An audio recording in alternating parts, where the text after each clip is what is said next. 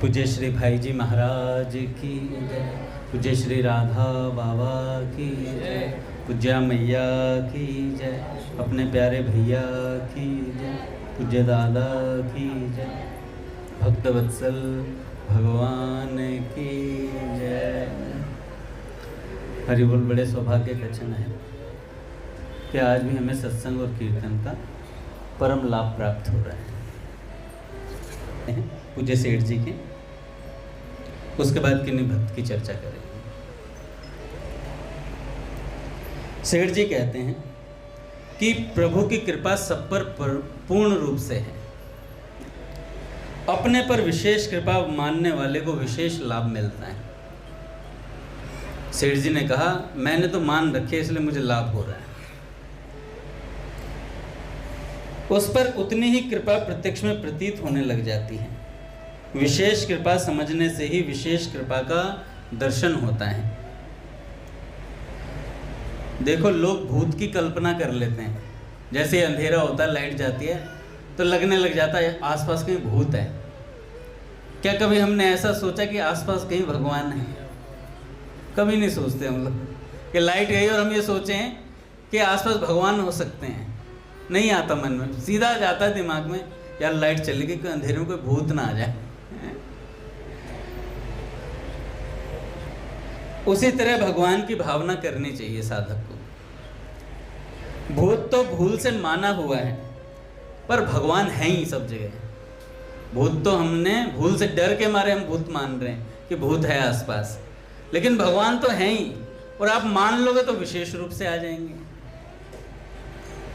मेरा तो ऐसा विश्वास है कि आप लोग माने तो भगवान जरूर आएंगे। सेठ जी कहते हैं, मेरा तो ऐसा विश्वास है कि आप लोग माने तो भगवान जरूर आएंगे।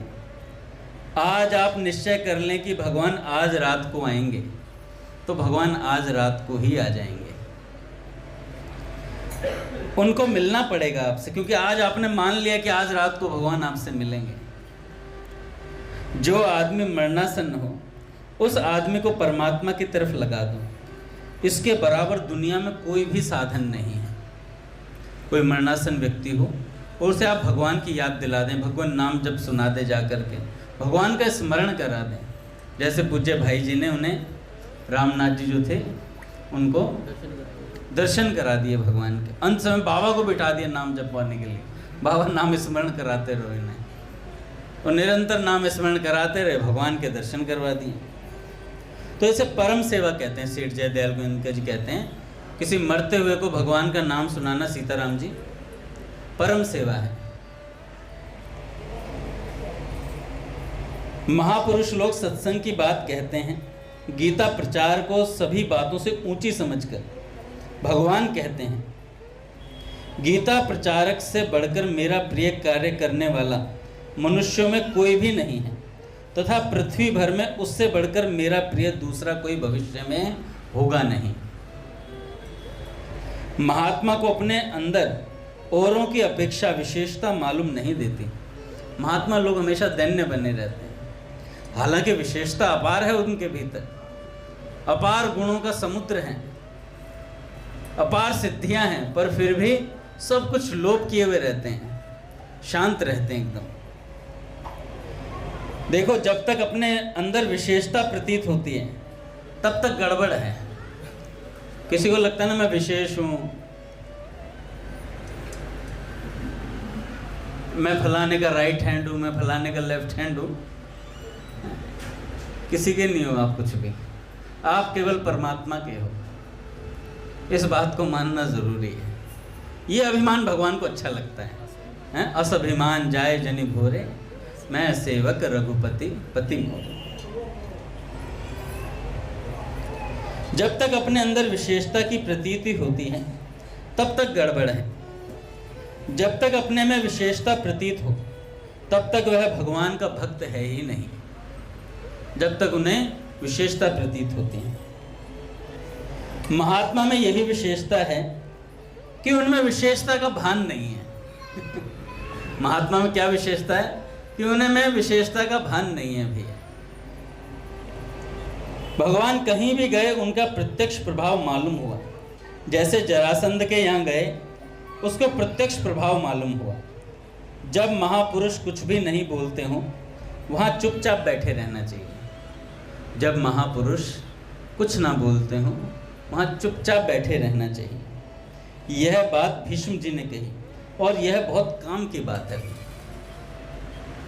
यह बहुत काम की बात। कई बार तो क्या होता है, मान लो महापुरुष बैठे हैं, हम गए, महापुरुष कुछ नहीं बोले, वो चुपचाप अपने भजन में लीन है, नाराज होकर आ गए आप वापस, मुझसे तो बोले ही नहीं, मैं क्या रामकृष्ण जैसा प्यारा नहीं हूं? नहीं हो, नहीं हो भाई। प्यारे होते तो रामकृष्ण की तरह बुरा थोड़ी ना मानते, है ना?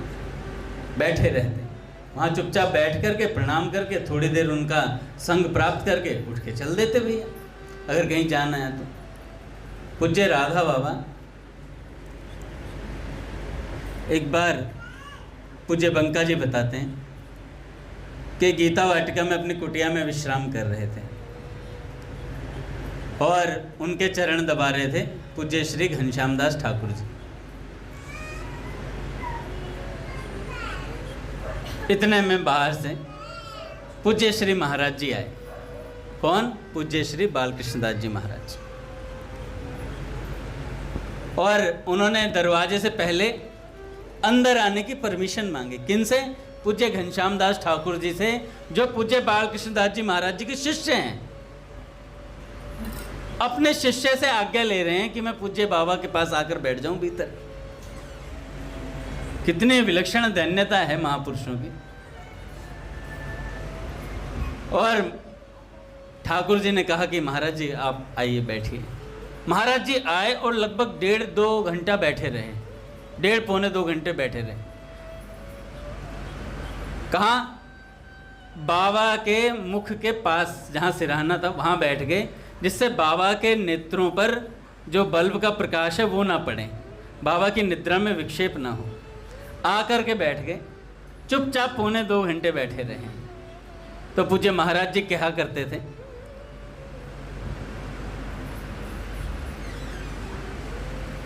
संत के पास खाली बैठना भी सत्संग है। संत के पास खाली बैठना भी सत्संग है। और महाराज जी ने प्रत्यक्ष करके दिखाया। ऐसा नहीं कि सिर्फ प्रवचन दिया था, उसे करके दिखाया कि बाबा के बगल में आकर बैठ के मौन बैठे रहे चुपचाप। बाबा के नेत्र खुले तो बाबा तपाक से उठे। बाबा ने कहा महाराज जी आप आए, बताया नहीं आपने, आप बताते तो मैं पहले बैठ जाता उठकर। तब बाबा उठे और फिर उसके बाद महाराज जी से कुछ वार्तालाप चली।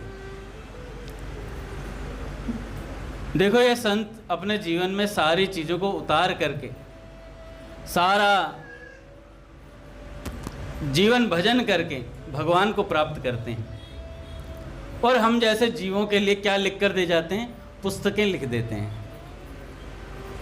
और उन पुस्तकों में भगवान का स्वभाव बता देते हैं कि भगवान कैसे हैं, कैसे मिलते हैं, मुझे कैसे मिले, मुझे कैसे लाभ हुआ, तुम भी पढ़ो तुम्हें भी लाभ होगा। पूज्य बाबूजी का चरित्र हम सुन रहे हैं, कितना विलक्षण भाव रहता है ना। इन महापुरुष का चरित्र हम सुन रहे हैं तो हमेशा ऐसा लगते रहना चाहिए कि बाबूजी आसपास हैं, है ना, पूज्य भाई जी आसपास हैं। तो महापुरुष के पास बैठना,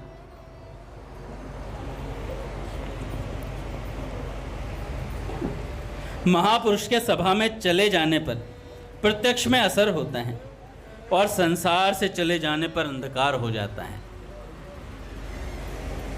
युधिष्ठिर के व्यवहार का प्रभाव दुर्योधन पर भी पड़ा। श्रेष्ठ पुरुष और महापुरुषों की यह विशेषता है कि वे शत्रु के साथ भी अच्छा बर्ताव करते हैं। अर्जुन का बहुत ही सुंदर भाव है, उनका ऐसा भाव क्यों ना हो जिनके कारण श्री गीता जी प्रकट हुई।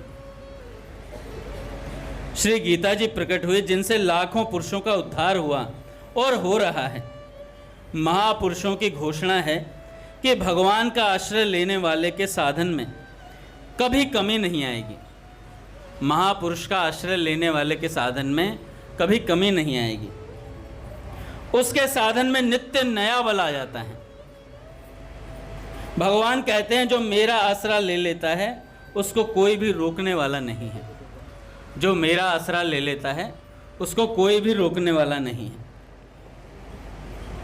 जिसके हृदय में भगवान की भक्ति बस जाती है उसके काम क्रोध आदि माया की सेना निकट नहीं आती। देखो भैया, भगवान पर विश्वास बहुत बड़ी वस्तु है। हमने घटना कई बार सुनी है कि दुर्वासा ऋषि जी को दुर्योधन ने भेजा। कहाँ भेजा? पांडवों के पास। जानबूझकर ऐसे समय भेजा जब द्रौपदी सबको प्रसाद पवा चुकी थी और अक्षय पात्र भी पूरा धो करके साफ करके रख दिया था। दुर्वासा जी पहुंचे 10,000 शिष्यों के साथ और जाकर के कहा हम स्नान करके आते हैं, आप लोग प्रसाद की व्यवस्था कीजिए। देखा युधिष्ठिर जी महाराज ने द्रौपदी से पूछा कि कुछ अक्षय पात्र में बचा है, तो उन्होंने कहा अब तो धो करके वो सूख गया है, उसमें कुछ नहीं है। तो युधिष्ठिर जी ने भीम और अर्जुन से कहा कि महात्मा के श्राप से जलेंगे, इससे अच्छी बात है कि हम स्वयं अपनी चिता सजा लें। तो जाओ लकड़ियां काट करके ले आओ और अपन तो प्राण त्याग करेंगे आज। इतनी बात बोली तो द्रौपदी जी ने कहा पांचों पांडवों की भक्ति घनीभूत होकर द्रौपदी में है। ऐसा द्रौपदी का विश्वास है भगवान पर। कहा कि क्या श्री कृष्ण कहीं चले गए हैं जो आप इतना घबरा रहे हैं? उन्होंने कहा श्री कृष्ण इस समय कहां से आएंगे? इतने में तो भगवान द्वार से, कुटिया के द्वार से प्रवेश करते हुए दिखाई दिए और आकर के कहते हैं बहुत तेज भूख लगी है, फटाफट कुछ पवा दो। कह रहे भूख का ऐसा इलाज तो दुर्वासा जी का नहीं हो रहा, आपके लिए कहां से लाएं, बंदोबस्त करें। तो इतने में भगवान ने कहा देखो तो सही, हो सकता है अक्षय पात्र में एक आधा दाना वाना रह गया हो। अच्छा, द्रौपदी क्या मतलब इतनी साफ सफाई से भी काम नहीं करती क्या कि वो बर्तन अच्छे से धोए उन्होंने? महाराज जी कह रहे थे इतनी अशुचिता तो नहीं है, तो साफ है, बिल्कुल साफ करके रखा होगा। ये भगवान की लीला है। भगवान को उसमें एक दाना मिल गया भैया, और जैसे ही पाया महाराज, और पाते ही पूरा ब्रह्मांड तृप्त हो गया। दुर्वासा ऋषि जी के 10,000 शिष्य पानी में खड़े खड़े ढकारे लेने लग गए। यहां तक भर गया पूरा गला ऊपर तक। कह रहे गुरुजी ये हो क्या रहा है? कह रहे होगा तो मुझे भी नहीं पता चल रहा हो क्या रहा है, पर कुछ तो हुआ है। महाराज जी कह रहे थे, एक पंडित जी थे, उन्होंने इतना भर लिया ऊपर तक, गले पट खुलेंगे महाराज। श्री राम जय राम जय जय राम, श्री राम जय राम जय जय राम, श्री राम जय राम जय जय राम,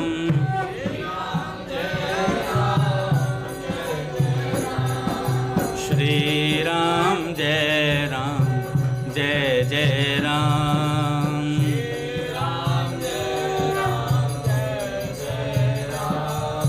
जय जय श्यामा जय जय श्याम,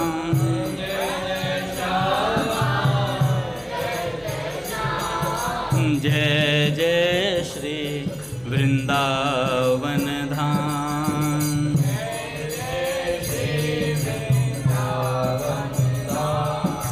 जय बरसाना जय नंदगांव,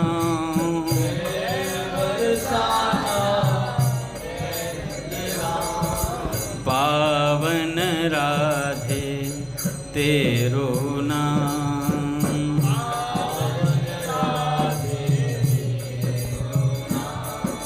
श्री राम जय राम जय जय राम,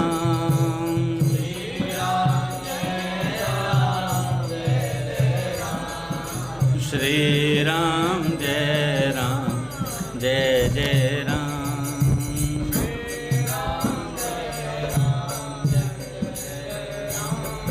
बोलिए राधा माधव सरकार की, गुरुदेव भगवान की। पूज्य भैया को प्रणाम।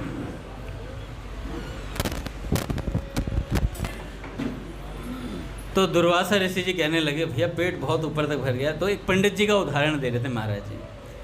उन्होंने 5600 खा लिए लग रहा है, और ऊपर तक यहाँ तक भर गए। और महाराज उनके सांस ना आए, अब पड़ गए महाराज, धरती पे लेट गए। अरे वैद्य को बुलाओ, वैद्य को बुलाओ, बड़ा बड़ा हाल खराब हो गया मेरा तो। और महाराज वैद्य जी को बुलाया गया। वैद्य जी आए, वैद्य जी ने पुड़िया निकाली। पंडित जी को एक गिलास पानी के साथ कहा कि ये पुड़िया ले लो। कह रहे बेवकूफ, अगर इतनी जगह होती तो एक गुलाब जामुन और ना ठूस लेता। प्राण निकलने वाले थे उसके। कह रहा चूरन की जगह होती तो एक गुलाब जामुन और चला जाता भीतर। तो महाराज जी कहते हैं, भैया इतना खाने वाले होते हैं। तो दुर्वासा ऋषि जी के गले तक भर गया। 10,000 शिष्य भगने लगे इधर उधर, कहने लगे गुरुदेव पेट इतना भर गया है, अब वापस जाएं तो जाएं कैसे। इधर भगवान ने भीम और अर्जुन को भेज दिया, कहा कि जाओ और उन्हें लिवा के लाओ। भगवान बड़े चतुर शिरोमणि है भैया। कहा कि जाओ, और वो ना आए तो कह देना आप आते तो। कह रहे वो अपने आप समझ जाएंगे सब चीज़ें। अच्छा, दुर्वासा जी समझ चुके थे सब लीलाएं, वो समझ गए थे भगवान ने कुछ खेला कर दिया मेरे साथ। तो जैसे ही चलने लगे इतने में भीम और अर्जुन पहुंच गए। महाराज प्रसाद के लिए करे नहीं नहीं कोई दिक्कत नहीं, प्रसाद पाकर मैं तुमसे तृप्त होता, तुमसे प्रसन्न होता तो तुम्हें वरदान देता, इससे ज्यादा और क्या होता। मांग लो वरदान। बिना खाए दे रहा हूं वरदान, कुछ नहीं चाहिए मुझे। तो वरदान दिया और उसके बाद कहा भीम तुम्हारे लिए एक एक्स्ट्रा है, मतलब तुम अपनी तरफ से एक वरदान और मांग सकते हो। तो भीम जी ने कहा कि इतनी छूट क्यों। कह रहे बस ऐसे ही मन में आ रहा है। तो कह रहे ठीक है। महाराज जी ने कहा, पूज्य मुलुकपीठ सरकार कह रहे ये कहीं शास्त्रों में तो नहीं आई ये बात, पर संतों ने, महाराज जी सुनाते थे, गुरुदेव सुनाते थे। तो उन्होंने कहा कि भीम ने वरदान मांगा कि महाराज जी खा तो मैं बहुत लेता हूँ, पर डोल डाल के लिए जब जाता हूँ तो घंटों बैठना पड़ता है, तो इतना खा लेता हूँ तो समय लगता है। तो कुछ ऐसा करो कि खाऊं तो मैं और जाए शकुनी मामा। खाऊं तो मैं और जाए शकुनी मामा। तो दुर्वासा जी ने कहा कि तथास्तु। अब भैया भीम जी ने भाई दबा के खाएं। नहीं, मिर्च तो कभी कभी टॉर्चर करते थे। भीम जी को जब मना आता था कि शकुनी मामा को थोड़ा दौड़ाया जाए,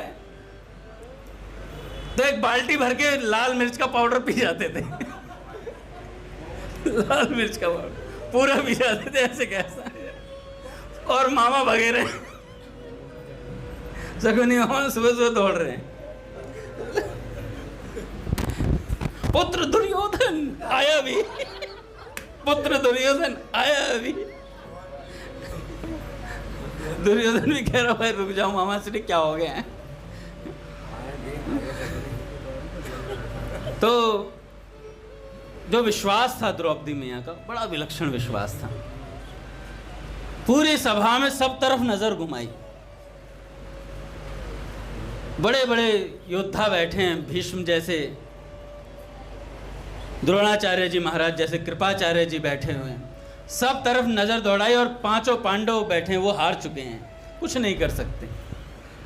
तब द्रौपदी मैया ने फिर वापस कृपाचार्य जी की तरफ नेत्र घुमाए और नेत्रों से ही कहा कि आप अपने नाम को तो सार्थक कीजिए कम से कम, क्योंकि आपका नाम कृपाचार्य, आपको तो कृपा करनी पड़ेगी।